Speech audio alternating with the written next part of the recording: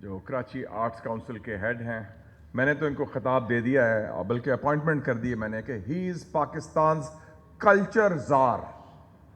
اور زار اس لیے میں کہتا ہوں کہ زار کا تعلق ہے کہ تا حیات زار رہیں گے آپ کی ریٹائرمنٹ نہیں ہے. You are the boss of culture. اور جس طرح آپ نے کلچر کو زندہ کیا ہے کسی اور آرٹس کاؤنسل میں پاکستان نے نہیں زندہ کیا. مظہر عباس صاحب نے بات کی تھی کہ بھٹو زندہ ہیں. بھٹو اس لیے زندہ ہیں کہ ان کے کارنامے زندہ ہیں. اس لیے زندہ ہیں کہ انہوں نے پاکستان کا پہلا ایٹمی نیوکلیئر پاور بنایا اور وہ ویژن دیا اس وقت جب پاکستان دو لخت ہوا تھا. ہم اب سوچتے ہیں کہ ہم کیسے فیصلے کرتے ہیں کہ یہ بڑا مشکل ہے، پیسہ نہیں ہے، پرابلم ہے. آپ یہ دیکھیں، look at the vision of the man. 20 دسمبر 1971 کو he takes over after the break up of Pakistan. جو پاکستان کا سب سے کمزور وقت تھا وہ we were at the weakest. Within 4 weeks of the decision وہ میٹنگ بلاتے ہیں ملتان میں غالباً 12 جنوری 1972، 3 ہفتے کے بعد سرنڈر کے. اور اس میں فیصلہ ہوتا ہے کہ ہم نے بم بنانا ہے. Look at the vision. اتنا مشکل وقت میں اتنا بڑا فیصلہ.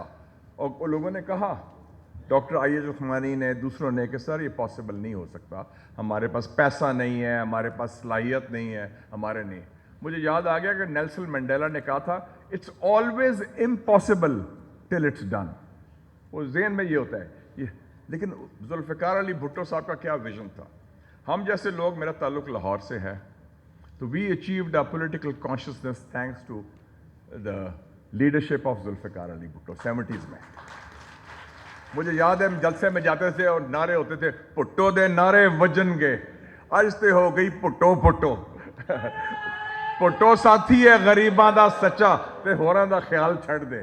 تو you know this was the Punjabi middle class, Punjab کے عوام، پورے پاکستان کے عوام وہ ان کے ساتھ تھے. اور مجھے یہ بھی شرف حاصل ہوا when I went to the United States of America. میں اسٹوڈنٹ تھا واشنگٹن میں اور اس وقت میں پریزیڈنٹ تھا Pakistan students association of America. تو بھٹو صاحب تشریف لائے فیبرری 1975 میں and I had 3 meetings with him. اور کیونکہ میں پریزیڈنٹ تھا تو ہمارا ڈیلیگیشن وہ بڑے انکلوسیو تھے ہمیشہ کہ آئیں. I went to receive him at the airport. پھر واشنگٹن میں ملاقات ہوئی، نیو یارک میں ملاقات ہوئی، اور ملاقات کے دوران میری ان سے تھوڑی سی بحث بھی ہوئی.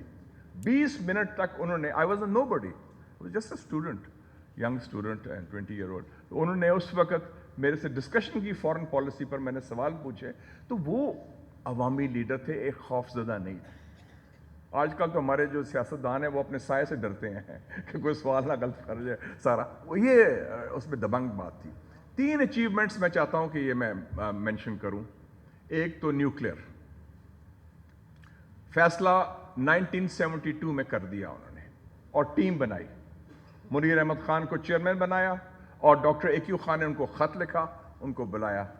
Just a letter from a Pakistani scientist living in Belgium کہ میں آپ کی مدد کرنا چاہتا ہوں. انہیں بلایا، ٹیم تیار کی، اور ٹیم میں کون تھا؟ تینوں سیولینز. یہ بوم کوئی فوجی نے نہیں بنایا، نہ کوئی پنجابی بوم ہے. لوگ کہتے ہیں نا غلام اسحاق خان، اے جی این قاضی، آغا شاہی کمیٹی بنائی اور کہا کہ یو میک دا بوم. کوئی PC-1 نہیں، کوئی NOC نہیں، کوئی ISI نہیں، کوئی فوج نہیں، آپ بناؤ. یہ ہے سو. اور جب کسنجر آیا، آپ نے ذکر کیا کسنجر کا، کسنجر اگست 1976 میں آیا. Doctor Henry Kissinger, national security adviser. By the way Bhutto صاحب کا بڑا مداح تھا وہ. اس نے اپنی کتاب میں بھی بڑی تعریف کی ہے کہ is one of the most brilliant. اس نے یہ کہا اگست 1976 میں لاہور میں میٹنگ ہوئی اسٹیٹ گیسٹ ہاؤس میں. اس میں انہوں نے کہا کہ if you do that they'll make a horrible example of you. Yes. اور وہ اس وقت لیکن بھٹو صاحب had already taken the decision. اور یہ کتنا ایک بڑا فیصلہ تھا جو ابھی ہمیں مقام ملا ہے. ابھی ہمارا رول جو پروفیسر صاحب ابھی منشن کر رہی تھی، اس کے بنیاد ذوالفقار علی بھٹو نے رکھی تھی. دوسری بڑی بات 1973، کیونکہ بھٹو صاحب was not just against Zionism, he was a third world nationalist, and I would also like to say he was a pan-Islamist.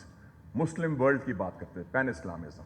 1973 میں جنگ ہوتی ہے, عرب اسرائیلی جنگ, ایجپٹ اینڈ سیریا ورسز اسرائیل. بھٹو صاحب عین شاہ فیصل شہید سعودی عربیہ کے, انہوں نے مل کے اسٹریٹجی بنائی, اور پاکستان کے ایئر فورس کے پائلٹس, جس میں گروپ کیپٹن ستار الوی ابھی بھی زندہ ہے, سیرین ایئر فورس کے لیے اور ایجپشن ایئر فورس کے لیے انہوں نے جہاز اڑائے, اور جو 2 اسرائیلی جہاز گرائے تھے وہ پاکستانی پائلٹس نے سیرین ایئر فورس کے ساتھ, بھٹو صاحب نے. اور بعد میں گیا تھا سیریا, میں نے ایز اے ایڈیٹر مسلم میں نے انٹرویو بھی کیا تھا حافظ الاسد صاحب کا. اس نے کہا کہ بھٹو صاحب نے یہ بھی کہا تھا کہ اگر خدا نہ خواستہ دمشق کو خطرہ ہوا, I will send a fly and armored brigade to Damascus to defend against Israel. دیکھیں کتنی دبنگ سوچ ہے, کتنی بڑی سوچ ہے. پاکستان 2 لخت ہوا ہے, ہمارے پاس پیسہ نہیں, آئل نہیں, لیکن ہمت ہے, حوصلہ ہے. That is the key thing. And then he organized the Islamic Summit. شاہ فیصل نے اسپانسر کی, بھٹو صاحب نے آرگنائز کی, اور آپ دیکھیں یاسر عرفات, کنگ فیصل, شیخ زائد, حافظ الاسد, انور سادات, the top cream of the Muslim leadership. اس وقت سب خوفزدہ ہیں, مسلم قیادت زیادہ تر ڈرے ہوئے ہیں اسرائیل سے, امریکہ سے, اپنے عوام سے بھی, لیکن اس شخص میں وہ ایک صلاحیت تھی, ایک ویژن تھا. And that is why today also we salute his memory, we salute his leadership. And Pakistan اگر ناقابل تسخیر ہے دفاع کی وجہ سے, اور ابھی ہمارا جو معاہدے بھی ہو رہے ہیں سعودی عربیہ کی, اس کی بنیاد 50 سال پہلے ذوالفقار علی بھٹو نے رکھی تھی. Long live Zulfiqar Ali Bhutto. Thank you.